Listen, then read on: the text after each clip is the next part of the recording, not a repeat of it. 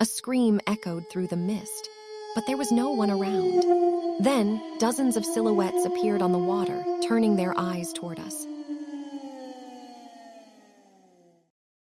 Close your eyes and picture the roaring cascade of Niagara Falls at night. The water crashes endlessly into the river below, sending mist high into the air, curling around the observation decks and staircases like ghostly fingers. By day, the falls are a dazzling spectacle, tourists flocking to take selfies, watch the rainbow arcs, and marvel at the sheer power of nature. But when darkness falls, when the bright lights dim and the crowds vanish, the falls transform into something else entirely. Something ancient, something that remembers, something that waits.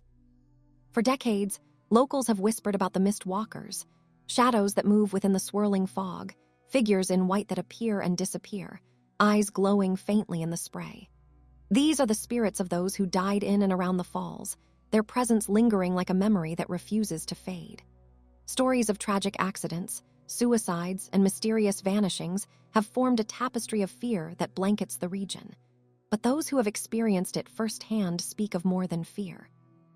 They speak of awe, of being touched by something impossible to explain, something that is both beautiful and terrifying.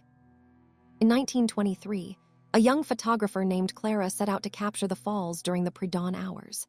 She carried a large, cumbersome camera, and her breath misted in the cold air as she climbed the path to her favorite vantage point. The mist was thick, curling around the rocks and trees, concealing the cliff edges with its ghostly embrace. As she adjusted her camera and framed the shot, she noticed movement. A figure, pale and dressed in flowing white, seemed to emerge from the mist. At first, she assumed it was another early visitor, but as she squinted, the figure remained unnervingly still. Hesitant yet curious, Clara snapped the shutter. When the photos were developed later that week, the figure appeared more vividly than she had ever seen, standing impossibly close to the edge, face pale and expressionless, staring silently out over the rushing waters. Clara insisted she had seen no one at that moment, yet the photograph proved otherwise. Years later, night tour guides began recounting experiences of visitors hearing whispers along the cliff paths. Margaret, a guide in the 1960s, told a chilling story of a small group she led late at night. As the mist thickened, she thought she heard someone calling her name. Then a voice, faint and trembling, said, "Go back, turn away." She spun around, but the path behind her was empty. The tourists were confused and frightened, yet none had spoken. Margaret realized the falls were not merely a natural wonder. They were alive, observant, and aware. Photographers returning to the area after dark often reported strange anomalies in their shots. Faint silhouettes along observation decks, shadows gliding through the mist, and figures that vanished when approached directly. Fishermen along the river spoke of lights in the fog, soft laughter that seemed to echo from the rocks, and cries that were distant yet piercing. Even hotel guests nearby reported waking to cold drafts, faint footsteps, and fleeting glimpses of a pale face at their windows, only to vanish when checked. The mist walkers, as locals call them, are believed to be the spirits of those who met their end at the falls, those who jumped, slipped, or were pulled into the churning waters. Some believe they remain trapped, unable to leave, and that the mist itself holds their memories. Tourists who linger too long often report a feeling of being pulled toward the edge, a magnetic force drawing them closer to the waterfalls, only broken when they stumble away. Photographs from the 1980s and 1990s continued to reveal anomalies. Figures in white or gray that were never visible to the eye, pale faces emerging from the swirling mist, sometimes standing alone, sometimes in groups.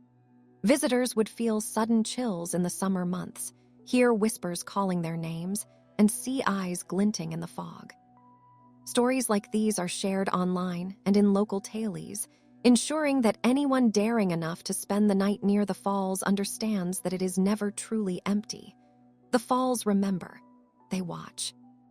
In one particularly infamous account, a group of teenagers decided to cross a suspension bridge after midnight, their flashlights cutting through the fog.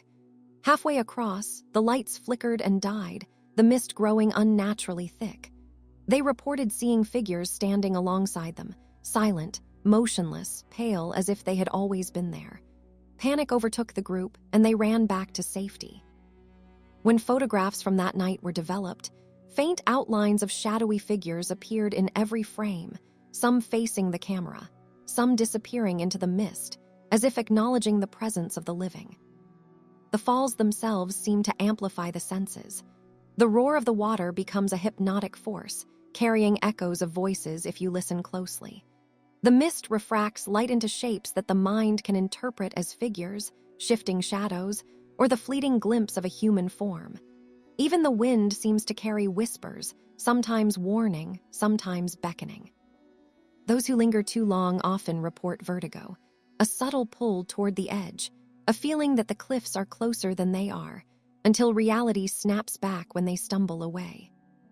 Tourists and locals alike have attempted to rationalize these experiences, attributing the visions to trickery of the light, the play of mist and shadow, or the imagination. Yet those who have truly experienced the falls at night speak of an undeniable presence. One late-night photographer recounted feeling watched as he set up his camera near the observation deck. Though no one was around, he sensed movement at the edges of his vision. The developed images revealed what the eye had not. Ghostly figures, pale and indistinct, staring outward, anchored in the mist but undeniably aware. Even today, small offerings can sometimes be found along the cliffs: flowers, candles, and handwritten notes left by those hopping to appease the spirits or leave messages for the lost. The mist seems to shift around them, curling and twisting, as if alive, as if acknowledging the presence of the living while the dead remain hidden just beyond perception. It is said that those who approach the falls after midnight, especially in the thick of the mist, may see fleeting glimpses of children playing near the edge, laughing and vanishing before your eyes, or faces staring at you from within the fog, watching silently, before being swallowed again by the rolling water. As dawn begins to break over the horizon, the mist thins and the roar of the water returns to its natural rhythm. The falls once again appear as a spectacle of beauty, majestic and untouchable. But for those who have lingered through the night, the memory of the mist, the whispers, and the shadows remains. The mist walkers continue their vigil, reminders that some places never truly release the souls who wander them, that some natural wonders carry with them the weight of all who have loved, feared, or perished there. And just as the sun casts its golden light across the cascading waters, the stories awaken once more. Every whisper, every shadow, every figure glimpsed through the swirling fog is part of a continuous narrative, a tale of wonder, loss, and the inescapable presence of the past. Would you dare to approach the edge, to look into the swirling abyss, knowing that what waits there may not let you leave unchanged? Or would you turn back, leaving the spirits to their eternal vigil, silent watchers over the waters that never rest, the mist that never clears? The night deepens around Niagara Falls, and the mist grows thicker, wrapping the cliffs and walkways in a ghostly shroud. Every drop of water thunders into the abyss below, echoing in a way that feels almost alive, as if the falls themselves were breathing. The wind carries whispers, soft and almost intelligible, weaving through the spray, brushing against the skin of anyone brave or foolish enough to linger. Some say the mist walkers are at their most active when the falls are at their loudest, when the roar is deafening, and the fog thickens to the point where the world beyond disappears entirely. In the 1970s, a young couple decided to test the legends. They arrived at the observation deck well after midnight, armed with flashlights and a sense of daring. The mist had already begun to thicken, obscuring the cliffs and making the lights from the nearby streets look like distant stars caught in the fog. At first, they laughed nervously, teasing each other about the stories of shadows and whispers. But soon, their laughter died as the air grew unnaturally cold. The sounds of the falls seemed to shift, the thunder of water blending with faint cries, almost human, coming from the mist itself. Then they saw it, a pale figure standing on the edge of the cliff, still as stone, staring directly at them. When they approached, it vanished, leaving nothing but the cold, damp air and a growing sense of dread. They never returned. Local guides often tell stories of night shift workers who experienced similar phenomena. One maintenance worker, tending to the lights along the cliff paths, recounted feeling a heavy presence behind him, though no one was there.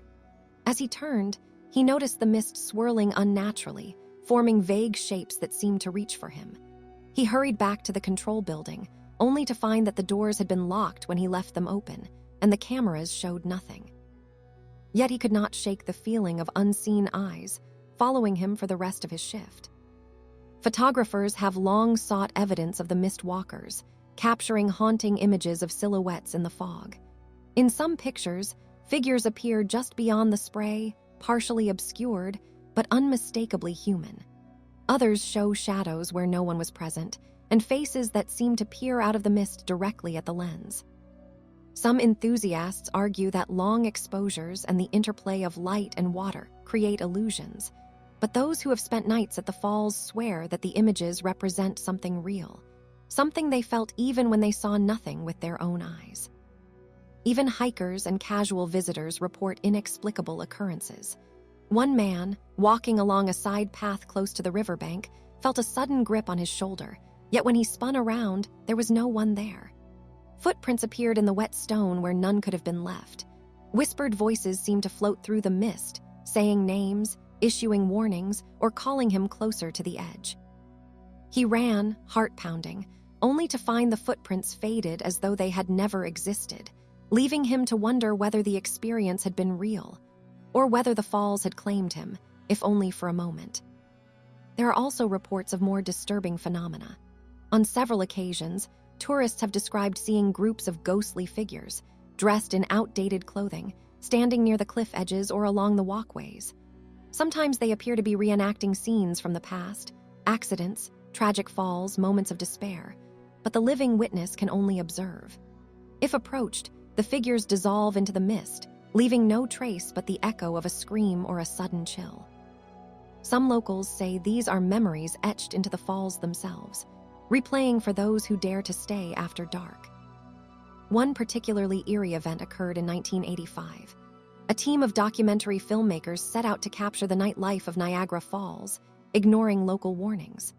As they filmed near the brink of the cliffs, cameras rolling, a sudden fog enveloped them. Shapes emerged within the mist, tall, indistinct forms that seemed to drift, gliding without touching the ground. Their whispers reached the crew even over the sound of the falls, a language just beyond comprehension. When the footage was reviewed, editors found shadows moving independently of the camera's angles, faces that had never been in frame, and outlines of figures that vanished as soon as they were focused upon. The film crew never returned to the falls after that night. Locals have also observed unusual patterns in nature around the falls. Birds that normally avoid the mist fly erratically, appearing to be frightened by invisible presences. Animals along the bank sometimes freeze and stare into the fog for minutes on end, only to flee suddenly as if sensing something approaching. Even the water itself behaves oddly, forming shapes within the foam and spray, patterns that can resemble faces or limbs for those with eyes attuned to the subtle distortions of the mist. The mist walkers seem to have no pattern, appearing and disappearing as they wish. Sometimes they are seen alone, a solitary figure tracing the cliffside. Other times they appear in groups, their movements synchronized as though performing some ritual known only to them. Witnesses have reported hearing distant laughter, faint sobs, or whispered warnings that seem aimed directly at them. It is as if the falls themselves are alive, using the mist walkers as a conduit, ensuring that anyone who dares to venture too close remembers that this is not merely a natural wonder. It is a place that holds memory, pain, and spirit in equal measure. By dawn, as the first rays of sunlight begin to pierce the mist, the phenomena often cease. Shapes dissolve, whispers fade, and the air returns to its normal, brisk freshness. The falls appear as they do during the day, majestic, awe-inspiring, and seemingly benign. Yet those who have spent the night know better. The mist walkers remain, retreating into the depths and the spray, waiting for the next intruder, the next daring soul to challenge the edge. They are reminders that nature, no matter how beautiful, can hold secrets far darker than the human mind can imagine. And so, the legend continues. Tourists come and go, sometimes catching a glimpse of something unnatural, a figure in the fog, a hand reaching out from the mist. Local guides continue to share warnings and stories, maintaining a delicate balance between thrill and terror. The falls do not forget, and the mist walkers do not forgive. Anyone who lingers past midnight risks encountering the spirits that call the swirling waters home, feeling their presence brush against the skin, whispering tales of the past that may never fully be understood. As the night wears on, the mist thickens and swirls in chaotic patterns, carrying the roar of the falls like a living pulse. Few dare to remain beyond midnight, yet those who do speak of a strange stillness that overtakes the observation decks. The air grows unnaturally cold, and the roar of the water sometimes seems to mimic whispers, forming words just beyond comprehension. A solitary figure may appear suddenly, standing at the edge of a cliff, dressed in garments from another century, its face pale and sorrowful. Approach, and it vanishes, leaving only the echo of what may have been a sigh or a warning. One summer, a group of college students set out to document the myths surrounding the falls, determined to debunk the stories. Armed with cameras, audio recorders, and flashlights, they roamed the paths along the cliffs well after midnight. The mist swallowed their footsteps, and even the powerful floodlights seemed dimmed, as if the fog absorbed their radiance. Moments into their exploration, one of them froze, noticing movement in the distance. Figures, vague, almost translucent, drifted along the edge, their motion unbound by gravity. Cameras clicked furiously, yet each time they tried to focus on a figure, it would dissolve into the mist, leaving behind only a cold gust of air that brushed against their skin like an unseen hand. Some of the photographs they took later revealed details their eyes had missed. Multiple figures standing in impossible positions, faces faint but discernible, gazing out toward the falls. Audio recordings captured soft whispers, some almost coherent, repeating phrases like, "Return, do not linger," and "Join us." Even after the group fled, the feelings of being watched, of being drawn toward the edge, persisted. None of them would return to the falls at night, but each admitted the experience had etched itself permanently into their memory. Local legends provide additional context for the mist walkers. Many believe they are the spirits of those who met sudden or violent deaths at the falls, workers, thrill seekers, or those who jumped in despair. Others suggest that the falls themselves hold memories, recording the tragedies and joys of all who have encountered them. The swirling waters and dense mist act as a canvas, projecting these memories for anyone daring enough to witness them. Visitors occasionally leave offerings, flowers, candles, handwritten notes, in the hopes of appeasing the restless spirits or acknowledging the lives that cling to the mist. Even the animals in the vicinity behave strangely at night. Birds fly erratically near the observation decks, as though sensing unseen forces. Squirrels and raccoons pause for long moments, staring into the fog, before darting away suddenly. Some have claimed that fish in the calmer stretches of the river below leap with unusual force, as if responding to the presence of something imperceptible. The falls, it seems, affect more than humans. The entire ecosystem seems attuned to the whispers of the past, reacting to forces beyond the natural. Witnesses often describe an overwhelming sensation when near the cliffs after dark, a magnetic pull that draws them closer to the edge. The fog obscures vision, and the sound of the water creates a disorienting echo that can make even the most careful step feel treacherous. Some claim that the mist walkers intentionally guide the living toward dangerous spots, only to vanish at the last moment, leaving a lingering sense of dread. Others report moments of inexplicable calm, as if the spirits themselves grant brief reprieves from the tension, before drawing observers deeper into the mist's embrace. Over the decades, multiple incidents have reinforced the fear that Niagara Falls is not merely a place of natural beauty, but also a realm of lingering spirits. Rescue teams report finding personal items, jackets, hats, and cameras, on cliff edges where no one remembers leaving them. Long-exposure night photography often captures strange lights, indistinct shapes, and shadows that are absent during filming. Some argue these are natural optical effects caused by mist and lighting. Yet those who have experienced the phenomenon in person attest to the undeniable presence of something alive within the fog. One particularly unsettling story involves a night security guard who patrolled the upper observation decks. Around midnight, he heard faint footsteps echoing across the stone paths. Thinking a tourist had snuck past closing, he followed the sound. As he turned a corner, he glimpsed several figures dressed in clothing from decades past, standing silently along the railing. Their faces were pale, hollow, and their eyes fixed on him. He called out, but the figures did not move or respond. When he stepped closer, they dissolved into the mist, leaving him shaken. His camera, which he had raised instinctively, captured a ghostly outline of a group standing where no one had been. He quit his post soon after, unwilling to return to the unnerving presence of the mist walkers.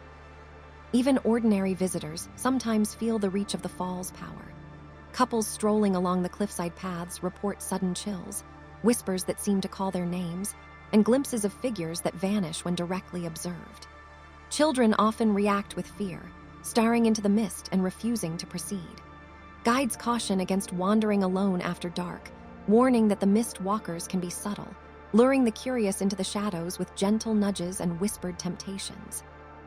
As dawn approaches, the mist begins to thin, and the roar of the falls returns to its daytime rhythm. Figures dissolve into the vapor, leaving the cliffs empty once again. Yet those who witness the night's events know the truth. The mist walkers are always there, lurking just beyond the veil, ready to observe, warn, or ensnare. The falls remember all who come near, capturing memories and tragedies alike, and the spirits bound to the mist remain ever vigilant. Tourists arriving in the early morning see only beauty: the cascading waters, sunlight reflecting off droplets, and the lush greenery along the riverbanks. Few understand the depth of history, tragedy, and mystery that lies within the mist. But for those who venture after dark, who stay until the fog envelops them completely. Niagara Falls is more than a waterfall. It is a living chronicle of loss and memory, a realm where the veil between life and death is impossibly thin, and the mist walkers ensure that it remains so. By the time the sun fully rises, the falls have returned to their familiar glory. The roar of water is awe-inspiring, the rainbows dancing across the spray a reminder of nature's majesty. Yet those who have spent a night within the mist carry its mark forever. Shadows remembered, whispers heard, chills felt. The night has left its imprint. And as the tourist crowds return, unaware of what had unfolded, the mist walkers retreat, waiting silently for the next brave, or foolish, soul to wander too close, to step into the mist, and to glimpse the untold stories etched into the roaring waters of Niagara Falls.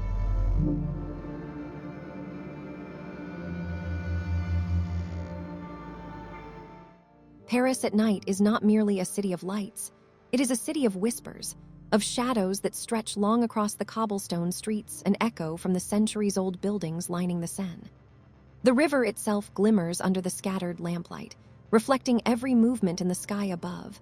But towering above all is the Eiffel Tower, a colossal iron structure that dominates the skyline. By day, it is filled with laughter, chatter, camera clicks, and the constant murmur of tourists. By night, it transforms into something otherworldly. When the city sleeps, the tower seems to awaken, alive in ways unseen, as if the iron itself remembers every footstep, every word, every secret ever uttered within its lattice. The story begins in the 1920s with Henry, a young elevator operator whose life was entwined with the tower. Henry was not just diligent. He was meticulous, observant, and almost obsessive in his care for the elevators he operated. He knew the mechanics of each lift down to the last bolt and pulley. Each day, he rode hundreds of floors up and down, ensuring everything ran perfectly. Tourists adored him for his gentle manner and for the tales he shared. Stories of the construction of the tower, the workers who risked their lives assembling it, and legends whispered about Paris at night. Henry treated the tower as a living entity. He spoke to it softly while working, adjusted the machinery as if coaxing it to respond kindly, and even left small tokens at maintenance points, a gesture of respect and reverence, though no one ever saw what he left. One fateful evening, while performing routine maintenance in one of the older elevator shafts, Henry misstepped. The elevator car shifted slightly, and in a heartbeat, he fell. The sound of metal scraping metal was heard faintly through the machinery rooms, and then silence. His death was tragic, yet it was logged quickly, mourned briefly, and then filed away in the official records. But what the city did not know was that Henry's presence did not leave the tower. Something had changed. After that night, strange occurrences began to escalate. Night shift workers would report elevators halting mid-ride without explanation. Doors opened to empty shafts, revealing only darkness stretching down like an endless void. Cold drafts would suddenly sweep through machinery rooms, carrying faint whispers that no human voice had produced. Some workers swore they heard footsteps echoing along empty hallways, and others felt a presence, watchful, protective, sometimes even guiding their hands as if ensuring safety. Tourists, particularly those visiting late at night, also noticed unsettling phenomena. One young couple recounted a terrifying experience. As the elevator rose to the upper platform, it suddenly slowed. At the back of the car, a pale figure appeared, dressed in a uniform from decades past. His eyes were hollow, unblinking, staring at them with an intensity that froze their movement. They tried to speak, but the figure vanished instantly. Later, photos revealed a faint outline of a man standing precisely where the woman had seen him. Visitors reported whispers, "Return! Do not ascend! Beware!" Yet, no audio devices ever captured these warnings. As decades passed, the stories multiplied. Shadows flitted along stairwells, darting just beyond the corner of vision. Tools and machinery made sounds as if operated by unseen hands. Photographs displayed ghostly silhouettes, pale faces, figures moving in ways that defied logic and physics. Elevator shafts and observation platforms became conduits for memory, a repository where the echoes of visitors, workers, and accidents persisted. It was as if the tower itself had absorbed Henry's devotion and extended it across time, preserving not just memories but emotions. A particularly chilling story occurred in the 1960s when a newlywed couple visited Paris. Hopping for a quiet evening view, they ascended the tower after sunset. Halfway up, the wife noticed a pale figure at the back of the elevator, dressed in an early 20th century uniform. He watched silently, expressionless, yet aware of her gaze. Her husband saw nothing. Photos taken later revealed the figure unmistakably in the corner of several shots. The couple left Paris immediately, shaken, feeling the entire tower had observed their every movement. Night shift operators shared even more direct encounters. Some claimed to feel cold hands brushing against theirs while operating the elevators.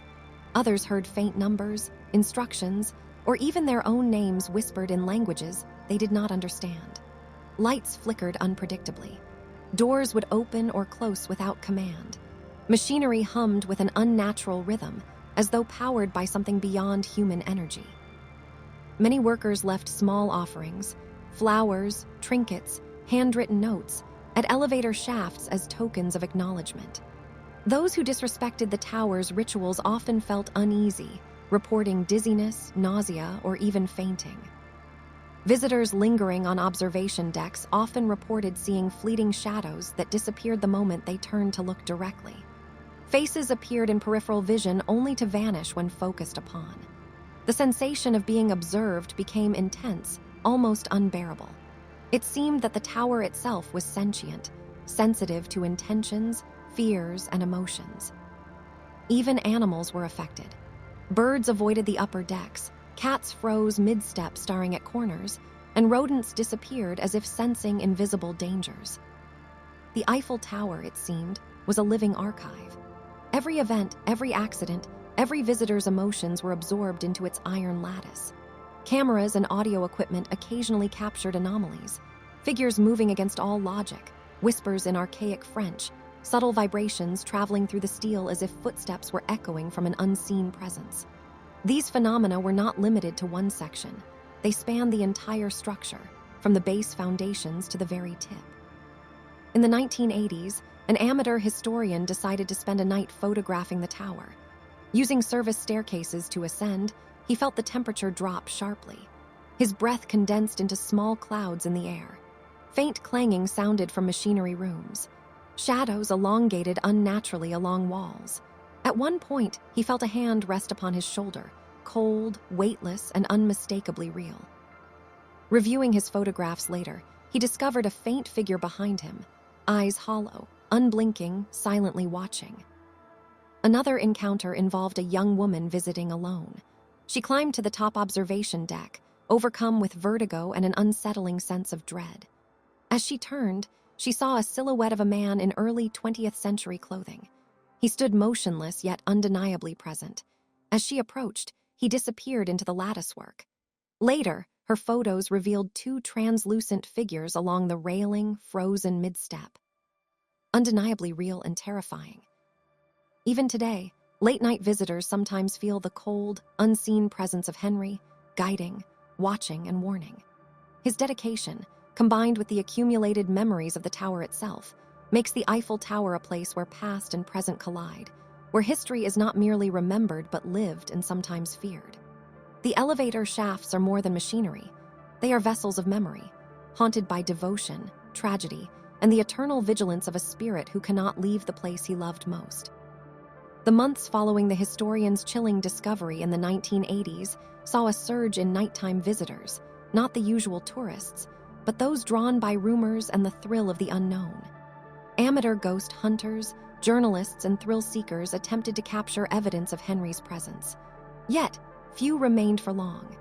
The Eiffel Tower, while physically safe, possessed an atmosphere that grew heavier as night fell. Its iron skeleton seemed to vibrate with an unearthly pulse, resonating with echoes from decades past. One particularly cold November evening, a small group of university students ventured into the tower after hours. Equipped with flashlights, cameras, and audio recorders, they ascended the service staircases, determined to document the supernatural. The air grew colder with each floor, a damp chill that penetrated even their thick coats. The shadows cast by the latticework seemed to stretch and twist unnaturally. When they reached the first elevator shaft, the metal groaned faintly, as if responding to their presence. The group's leader, Marion, a student of history with a fascination for Parisian legends, whispered to the others about Henry's story. She recounted the young operator's devotion to the tower, his tragic accident, and the mysterious phenomena that followed. Her voice trembled slightly as she described the sightings of pale figures, whispered warnings, and phantom touches. Her companions listened intently, though each of them felt an unspoken unease. As they moved higher, strange events began to unfold. One of the students, Anton, noticed the elevator doors were partially open, revealing the shaft beyond. But no elevator car was there. A cold gust of air swept past, carrying with it a faint whisper, almost like a sigh brushing against his ear. "Do not go further." He froze, gripping his flashlight tightly. When he turned to Marion, she seemed pale, her gaze fixed on the darkness beyond the railing. They reached the second observation deck, and the atmosphere intensified. The lights from Paris below, usually comforting, now seemed distant and cold. Shadows moved in the corners of their vision, sometimes human-shaped, sometimes formless. A faint tapping echoed from the elevator machinery nearby.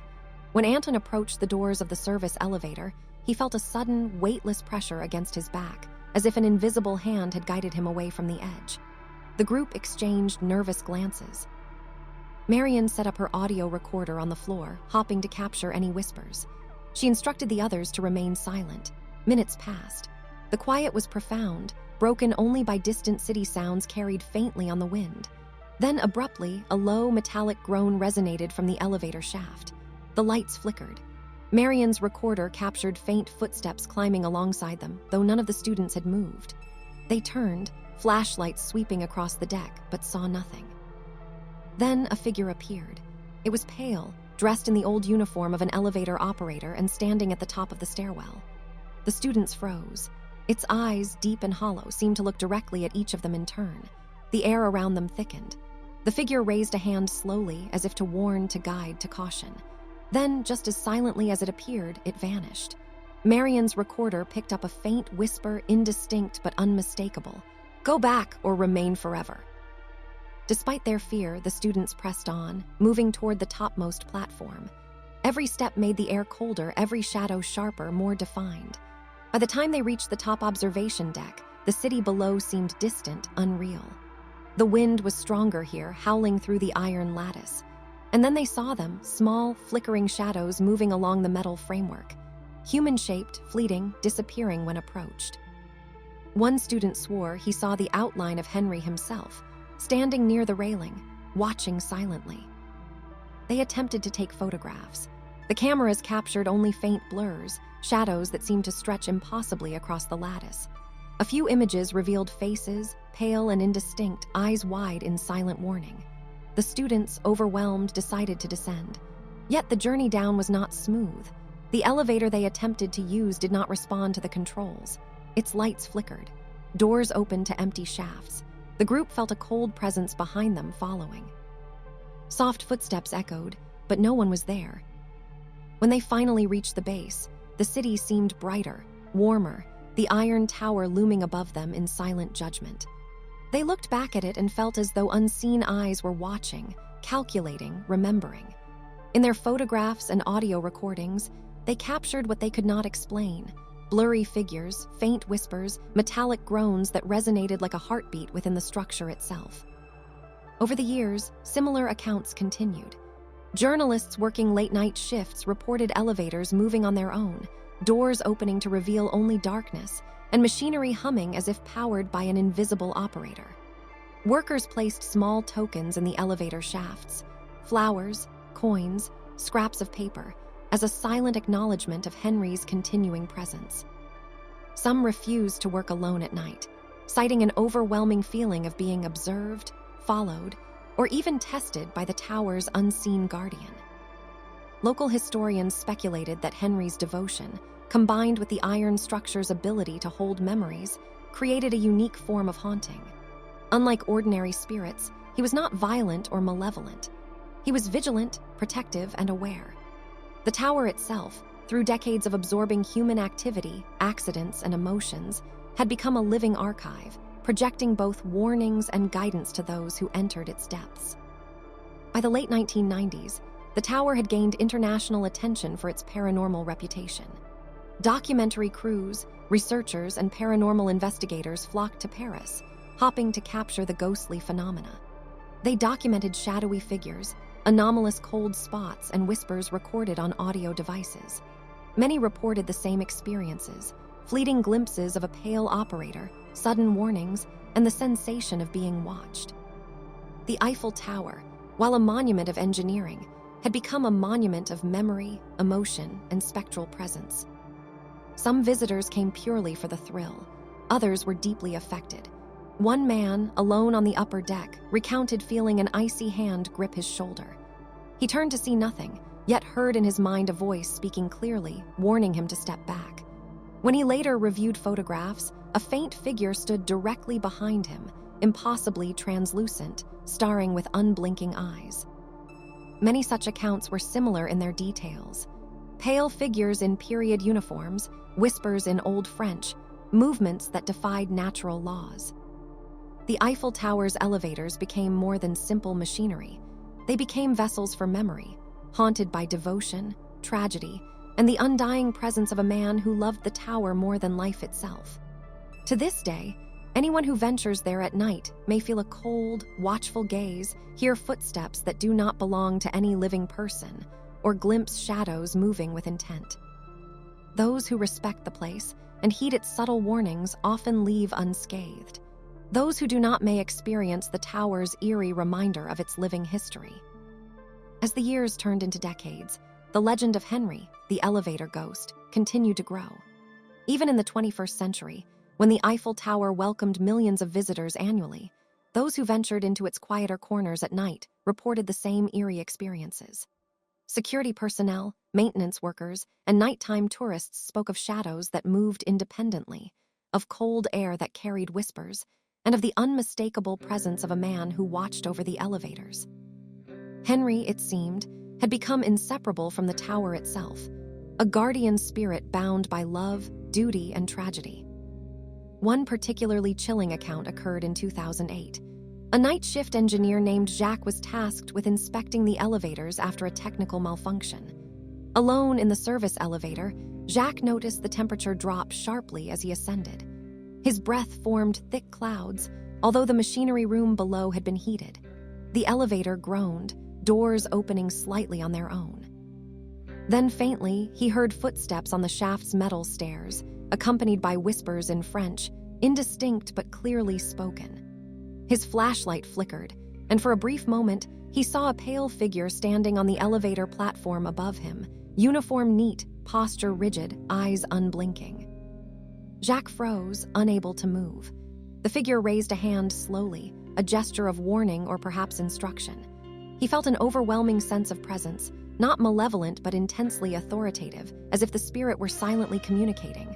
Respect this place. Proceed with caution. When he finally regained his composure and looked again, the figure had vanished, leaving only the echo of metal and faint whispering in the confined space.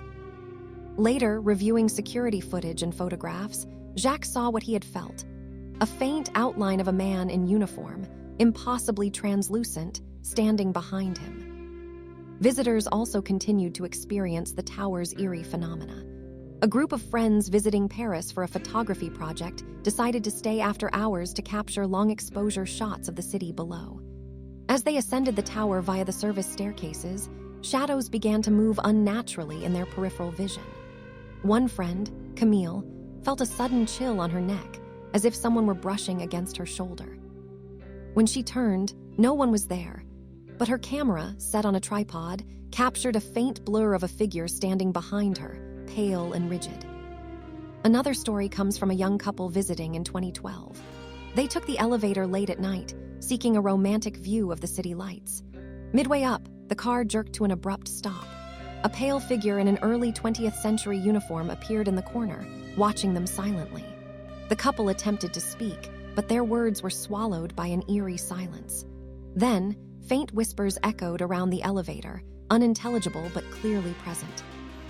After a tense moment, the figure vanished, leaving the couple shaken, photographs later revealing the spectral presence captured in multiple shots. The tower itself seemed to respond to human emotions. Researchers and paranormal investigators noted that fear, reverence, and curiosity each elicited different responses from the structure. When visitors approached respectfully, shadows would linger at the edge of vision, whispers would guide gently, and the elevator machinery seemed to hum smoothly. When approached carelessly or with mockery, the temperature dropped sharply, lights flickered, and the sensation of being watched intensified. Henry's presence, it seemed, could not be manipulated or ignored. He was a guardian, a sentinel, and perhaps a judge. Some accounts detailed subtle interactions. Tools would move slightly as if adjusted by invisible hands. Notes left on maintenance platforms were sometimes shifted or removed. Small items placed near elevators as offerings, coins, flowers, trinkets, often disappeared, leaving no trace. Many workers came to believe that the tower's spirit demanded acknowledgement, respect, and careful attention. Those who ignored these silent rules reported feeling dizziness, nausea, and inexplicable anxiety while inside the tower at night. Tourists who stayed too long after hours often sensed the tower's eyes on them. Shadows would twist along the iron lattice, faces appearing and disappearing in the corners of perception. At times, a faint, ghostly silhouette would follow along the observation deck, vanishing when confronted directly. On rare occasions, visitors reported seeing multiple figures, workers from decades past, frozen mid-motion, as if the tower itself was replaying moments of its history. Henry remained the central figure among these apparitions, ever vigilant, silently observing, guiding, and warning. Even modern technology could not fully capture or explain the phenomena. Cameras recorded fleeting shapes and blurs. Audio devices picked up faint whispers in Old French. Thermal sensors detected cold spots where no air currents should exist. The elevators themselves sometimes moved independently, guided by invisible hands. Those who entered the tower late at night often left with a feeling of awe mixed with fear, an understanding that this structure was alive in a way they could neither see nor touch directly. One particularly haunting experience occurred in 2018. A filmmaker attempting to document the Eiffel Tower's nocturnal atmosphere set up multiple cameras and audio recorders inside the service staircases. Alone, he ascended slowly, narrating his process for the footage. As he climbed higher, the temperature dropped sharply. The faint hum of machinery grew louder, and then the whispers began. At first, indistinct but growing clearer. "Do not ascend, respect." The voice warned, and the filmmaker felt a cold hand rest lightly on his shoulder. He froze. Looking around, the hallway appeared empty. Reviewing the footage later, he discovered faint images of a man in uniform, eyes hollow, standing directly behind him, though no one was present at the time. Even today, the tower continues to retain its mysteries. Nighttime visitors may feel the presence of Henry, a sentinel born of devotion and tragedy. Some report being guided by an invisible hand, warned of danger, or watched over by his protective gaze. Others report fear, disorientation, or the sensation of stepping into a place where past and present converge, where history is not only remembered but enacted in ghostly echoes. The Eiffel Tower, celebrated worldwide as a symbol of Paris, is also a monument of memory, a vessel for spirits, and a repository for centuries of human experience. Henry, the elevator operator, remains central to this spectral story. His devotion to the tower in life was unmatched, and in death, it only grew stronger. The iron lattice of the Eiffel Tower, absorbing decades of human presence, tragedy, and emotion, carries his vigilance into the present. For those who respect the space, it is an eerie but protective presence. For those who disregard it, the tower offers subtle, unnerving reminders that some places are alive and some spirits are eternal. In the quiet hours, when the city sleeps and the lights of Paris shine like distant stars, the Eiffel Tower stands tall, more than iron and rivets. It is a monument of memory, a vessel of emotion, and a home to a ghost whose devotion transcends time. Henry watches, the elevator doors hum with unseen movement, and the whispers of the past continue to echo, carrying warnings, guidance, and the lingering presence of a man who cannot leave the place he loved most.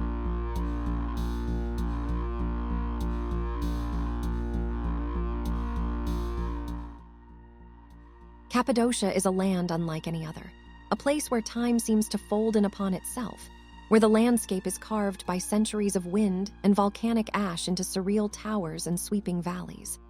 By day, it is a land of bright colors and tourist crowds, of hot air balloons drifting lazily above ochre-colored fairy chimneys, and markets filled with carpets, ceramics, and handcrafted trinkets. Yet when the sun dips below the horizon and the tourists retreat, a shadowed, almost otherworldly Cappadocia emerges. The valleys stretch like frozen rivers of stone, and the wind whistles through the formations with a tone that almost mimics a voice. Locals whisper of caves where voices echo in the dark, warnings from ancient spirits, and shadows that move independently of any light source. Layla, a young archaeologist, arrived at Cappadocia seeking adventure and the secrets of history hidden beneath the landscape. She was fascinated by the region's underground cities, sprawling networks carved deep into the earth centuries ago as refuges from marauding armies. These subterranean cities were legendary, not only for their size and complexity, but also for the stories surrounding them. Stories of people disappearing, faint whispers heard in the dark, and occasional glimpses of figures moving where none should be. Layla had heard such tales from locals, but she considered them folklore, colorful warnings meant to discourage intruders. Nevertheless, a subtle unease lingered in her chest every time she gazed at the jagged formations under the twilight sky. On her first night, armed with lanterns, notebooks, and climbing gear, Layla ventured into a lesser-known cave system near the village of Ouagoop. The narrow passageways descended steeply, and the air grew heavier and cooler with each step. The scent of earth and minerals was strong, mixed with something she could not identify, something ancient. The walls were covered with carvings, human figures frozen in terror or devotion, animals, and symbols whose meaning was lost to time. Some carvings were worn smooth by centuries of wind and water, others were crisp, as though preserved by some unseen hand. Every inch of the cave seemed to pulse with memory, each etching a fragment of lives long past. Hours passed as Layla moved cautiously, documenting every detail with her camera and notebook. Then she heard it, a faint whisper. At first, she thought it was simply the wind moving through cracks in the stone. But the whisper grew louder, more deliberate, forming syllables and words in an archaic form. "Return, beware caution." The words echoed off the walls, circling her in a sound that seemed both near and impossibly distant at the same time. Her rational mind searched for an explanation, but the chill crawling up her spine warned her otherwise. Undeterred, Layla pressed onward. The tunnels twisted, split, and overlapped like a labyrinth, and soon she found herself unsure of which path she had come from. Shadows at the edges of her vision shifted in impossible ways, sometimes forming human-like shapes that vanished when she turned to face them. At one turn, she glimpsed a tall, hooded figure standing perfectly still in the distance, its face shrouded in darkness. She called out, but no sound returned. The figure moved as if gliding, dissolving into the shadows whenever she tried to approach. The whispers intensified, repeating her name and urging her forward or warning her back, sometimes simultaneously, creating a disorienting symphony of sound. As she ventured deeper, Layla discovered chambers filled with ancient tools, pottery, and ritual remnants. Certain sections of the walls were unusually smooth, polished as if by countless unseen hands over centuries. In the largest chamber, a circle of stone pillars rose from the floor, each carved with faces frozen in silent screams or eternal prayer. A sudden, unnatural cold pressed down on her shoulders, and the whispers no longer stayed at the edge of her hearing. They enveloped her mind, vibrating through her thoughts and memories. The hooded figure reappeared, moving among the pillars with an almost liquid grace. Its presence was overwhelming, carrying centuries of watchfulness, warning, and judgment. Layla realized she had entered a realm far beyond archaeology, a sacred space, a prison, and a sanctuary for spirits bound to the stone. Panic surged, yet curiosity anchored her in place. She needed to understand, to see, to witness. Layla began leaving small offerings: candles, scraps of paper inscribed with prayers, tiny carved tokens she carried from her travels. Slowly, the whispers changed. They no longer demanded she leave but guided her, indicating safe paths and highlighting the hidden intricacies of the cave. Shadows seemed to bend and shift in response to her movements, creating a subtle dance that illuminated safe passages and dangerous ones alike. She realized that the cave was alive, testing her intentions and rewarding respect while punishing arrogance. Hours turned into what felt like an eternity as Layla immersed herself in the cave's secret world. She observed fleeting shadows, listened to overlapping voices, and pieced together fragmented memories of those who had come before. Some spirits seemed protective, others were neutral, and a few remained menacing, testing her courage and resolve. Each step, each breath, and each heartbeat felt amplified in the cavernous darkness, making every discovery both exhilarating and terrifying. Toward the early hours of dawn, Layla reached a chamber she had not expected. It was larger than any she had seen before, the walls etched with an elaborate sequence of symbols that seemed to shimmer in the lantern light. The hooded figure stood at the center, watching, its presence commanding but not hostile. Layla felt the weight of centuries pressing down on her, a mixture of expectation, memory, and warning. The whispers here were a chorus, speaking simultaneously in old languages, forming fragments of prayers, tales of lives lost, and cautionary tales for the uninitiated. She understood with both awe and fear that she had glimpsed only a fraction of Cappadocia's secrets. As the first light of dawn crept into the valleys above, Layla emerged from the cave, exhausted, exhilarated, and deeply unsettled. The moon had faded, leaving the land bathed in a pale, ethereal glow. She looked back at the entrance, knowing that beneath the surface, the cave continued to pulse with memory, whispers, and life. The spirits waited patiently, testing and guiding those who entered. Layla understood that Cappadocia was more than a land of beauty. It was a repository of history, memory, and vigilance, alive with secrets that demanded both respect and courage. For those who visited by day, the land would appear merely as rocks and valleys, balloons and tourists. But to those who ventured into the hidden labyrinths at night, it was alive, watching, whispering, and preserving the stories of countless generations. Layla had glimpsed this world, and she knew she could never forget it. The hooded figure had seen her, judged her, and allowed her passage. The Cave of Whispers endured, eternal and patient, a guardian of history and memory in the heart of Cappadocia. Layla awoke in her small guesthouse room, the early morning light filtering softly through the curtains. The memories of the previous night weighed heavily on her: twisting tunnels, carved faces frozen in eternal terror, and the constant, omnipresent whispers that seemed to follow her from chamber to chamber. She had emerged from the cave physically unharmed, yet emotionally and mentally exhausted. Every time she closed her eyes, the hooded figure appeared in her mind's eye, standing silently among the stone pillars, watching, judging, waiting. Despite her exhaustion, Layla could not resist the pull of the cave. She knew that Cappadocia held countless tunnels, chambers, and hidden spaces, many of which had never been documented. The whispers had hinted at deeper areas, passages even she had not explored. They spoke in fragmented phrases, urging her forward, promising revelation but warning of danger. Determined to understand, Layla packed her gear. Lanterns, climbing ropes, notebooks, and small offerings she hoped might earn the favor of the spirits within. By late afternoon, she returned to the cave's entrance. The air was cooler now, the valley quiet except for the faint rustle of wind through the rocks. The shadows seemed longer, sharper, as if anticipating her presence. She took a deep breath, stepped inside, and descended into darkness.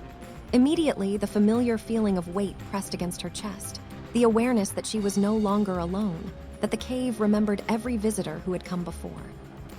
As she moved deeper, Layla noticed subtle changes from her previous exploration. The carvings were more intricate, depicting rituals, sacrifices, and celestial events she had not seen before. Some walls seemed to pulse faintly, as though responding to her touch. And then she heard them, the whispers again, soft at first, then growing louder, echoing through the twisting passageways. They spoke in phrases she could barely comprehend. "Do not falter, respect the circle, the past watches." Each step she took seemed guided by these murmurs, as though the spirits were leading her through a complex, unseen path. Hours into her descent, Layla came across a narrow tunnel she had not noticed before. It led downward at a steep angle, the stones slick with moisture. Her lantern revealed ancient markings along the walls, figures with elongated limbs, eyes hollow and empty, hands reaching out as if to grasp at something unseen. The whispers became urgent, overlapping in a chaotic symphony that pressed directly into her mind.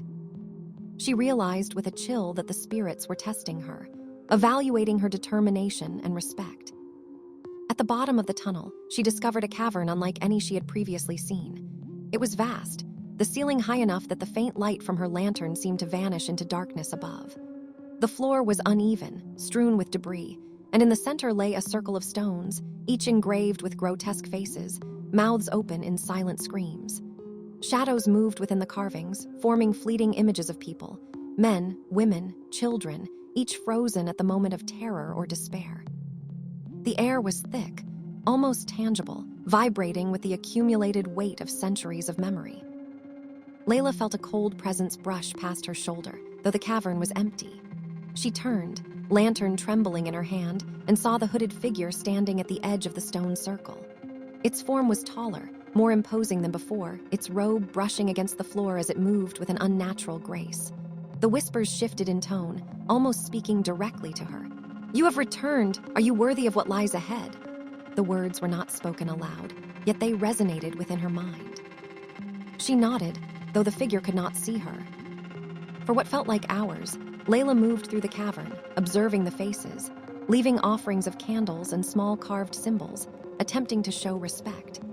The whispers guided her cautiously, warning of unstable floors and sudden drop-offs, revealing patterns in the carvings that seemed to tell a story. Slowly, she began to piece together fragments of the past. Lives lived in secrecy, rituals performed in hidden chambers, sacrifices made to unknown deities or spirits. The cave was not just a physical space, but a living archive, a repository of memory and energy, preserved in stone and shadow. Suddenly, a section of the wall shimmered in the dim light. Layla approached and realized it was a doorway, hidden in plain sight, perfectly blending with the carved stone. Beyond it was a tunnel that descended even further, winding into darkness that seemed almost unnatural. The whispers were insistent now, urgent. "Proceed, but beware the Guardian's watch," her heart pounded, but curiosity and the thrill of discovery propelled her forward. The deeper tunnel opened into another chamber, smaller but more ominous. Here, the carvings were violent and raw, figures contorted in pain, depictions of struggle, faces frozen in expressions of terror. Layla realized she was seeing not only ritualistic imagery, but the emotions of those who had lived and died here, captured and preserved in stone. A chill ran down her spine as she stepped further into the room. The hooded figure appeared again, closer than before, and Layla sensed an intelligence behind its presence. This was no mere guardian. It was aware, observing, judging her every move. The whispers in this chamber were relentless.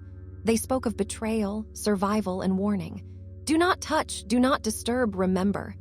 Each word was like a cold hand on her mind, pressing her to pay attention, to heed the lessons of the past. Layla tried to focus, tracing the carvings, noting symbols she had never seen, attempting to translate their meaning.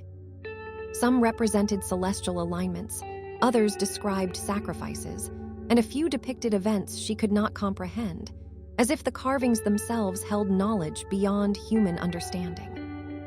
Hours turned into what felt like days as Layla explored deeper sections of the cave system. She began to feel a subtle connection to the spirits, as if their whispers were teaching her, guiding her hands, influencing her thoughts. She realized that she was no longer merely observing. She had become part of the cave's living history. Some spirits were protective, showing her safe paths and warning of dangerous areas. Others were indifferent or hostile, testing her courage and respect. Each encounter left a mark on her psyche, a combination of fear, awe, and fascination. Eventually, Layla reached the central chamber she had glimpsed in her previous exploration. This time, she was prepared, placing offerings carefully and walking slowly, deliberately, acknowledging every face carved into the stone. The hooded figure stood at the center, watching silently. Layla understood that she was being evaluated, her intentions and respect laid bare. The whispers swirled around her, creating a chorus of voices from centuries past.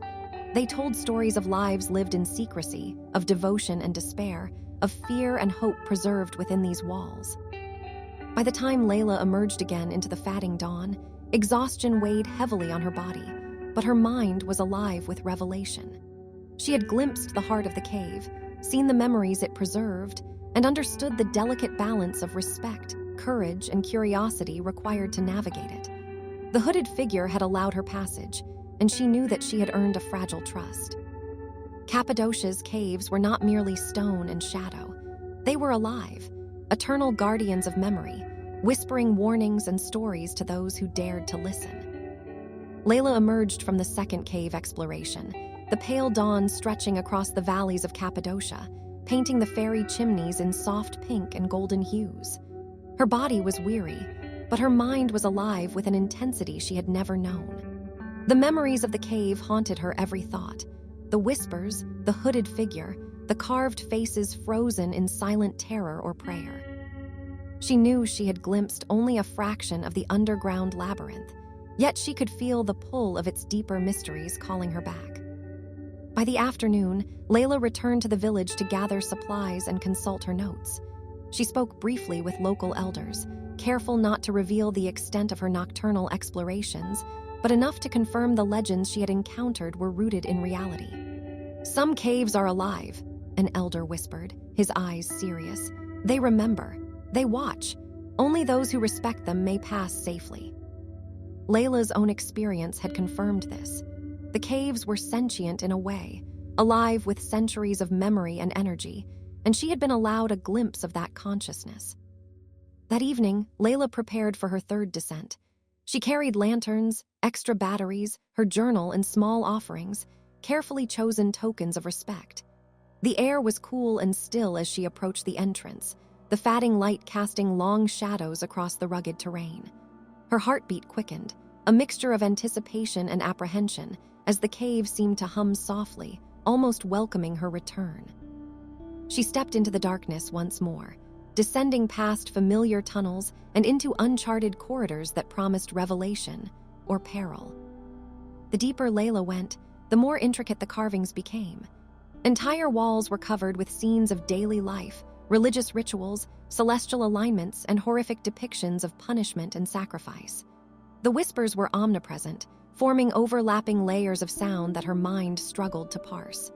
Names, dates, fragmented sentences, some spoke of devotion, others of betrayal or misfortune. The cave seemed to respond to her intent. When she moved cautiously, the path ahead became clear, illuminated subtly by reflected lantern light and the shifting shadows. When she acted recklessly, the whispers grew urgent, pressing warnings she could not ignore.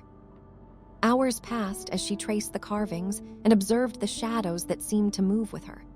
Layla felt a connection forming, a fragile understanding between herself and the spirits inhabiting the cave. She realized these were not malevolent entities, but custodians of memory, preserving the lives and stories of those who had passed through these underground networks over centuries. Some were protective, others indifferent, and a few still carried the bitterness of past betrayals, manifesting in fleeting illusions that startled and terrified her. As she descended further into the uncharted tunnels, Layla discovered a chamber that seemed to pulse with an otherworldly energy. The air was thick, almost tangible, vibrating with the accumulated memory of countless lives. At the center, a natural stone formation had been carved into an intricate spiral, its edges etched with faces twisted in pain or devotion. The whispers converged here, creating a chorus of voices layered across time and space. Layla felt their weight pressing on her mind, a mixture of warning and instruction. She moved carefully around the spiral, leaving candles and small carvings as offerings. Her lantern flickered, casting long, dancing shadows across the walls. In one corner, a figure emerged, a hooded entity she had seen twice before. It was taller now, more imposing, radiating an aura of vigilance. Layla understood without words that she had reached a pivotal point. The cave had tested her, observed her respect, and now awaited her final judgment. The whispers became clearer, forming sentences she could comprehend. The living may leave, the disrespectful may linger, the worthy may witness the hidden truth. Layla's breath quickened as she stepped closer to the figure. The floor beneath her seemed to resonate with the energy of the chamber, the shadows bending toward her, guiding her movements. She noticed carvings she had not seen before, scenes of celestial events, human struggles, and rituals that spoke of the delicate balance between life, death, and memory. Each carving, each whisper, was a fragment of a narrative that had persisted through centuries. She realized she was participating in a dialogue, one that transcended time, connecting her to every soul who had walked these tunnels before her. Hours merged into what felt like days as she navigated the chamber. The hooded figure observed silently, never intervening, its presence a reminder of the cave's authority. Layla left offerings at precise intervals, whispered prayers in gratitude and respect, and traced symbols etched into the stone. Slowly, she felt the energy shift. The oppressive weight eased, replaced by a sense of acknowledgement and guidance. The whispers, once chaotic and urgent, now flowed in a coherent stream, revealing fragments of knowledge about the people who had carved the walls, their fears, their devotion, and the delicate balance they had maintained with the unseen forces dwelling within the earth. At the heart of the chamber, Layla discovered a small alcove, partially hidden behind jagged stone. Inside lay a stone basin, worn smooth over centuries, filled with faintly glowing mineral dust. She felt drawn to it, sensing that this was a focal point of the cave's power. As she knelt beside it, the whispers coalesced into a single, commanding voice. Respect, observe, remember. Layla placed her offerings carefully into the basin, whispered a prayer, and felt a profound shift within the cave. The air grew warmer, the oppressive energy lifting slightly, replaced by a quiet, reverent stillness. Emerging from the cave hours later, Layla was greeted by the first light of dawn spilling across the valleys. Her body was exhausted, but her spirit was alive with understanding. She had witnessed the cave's deepest secrets, experienced the whispers and shadows, and felt the presence of generations bound to the stone. Cappadocia was more than a landscape of fairy chimneys and hot air balloons. It was a living chronicle, a place where memory, respect, and courage were tested and preserved. Layla knew she had been changed. She would carry the experience with her forever, the whispers, the hooded figure, and the silent stories etched in stone. The caves of Cappadocia were eternal, patient, and vigilant. Those who entered with respect could witness the hidden truths. Those who trespassed carelessly risked becoming part of the labyrinth themselves, another whisper in the dark. She walked away from the cave, the wind carrying faint echoes of voices in the distance, and for the first time, truly understood the weight and the wonder of the land she had come to explore.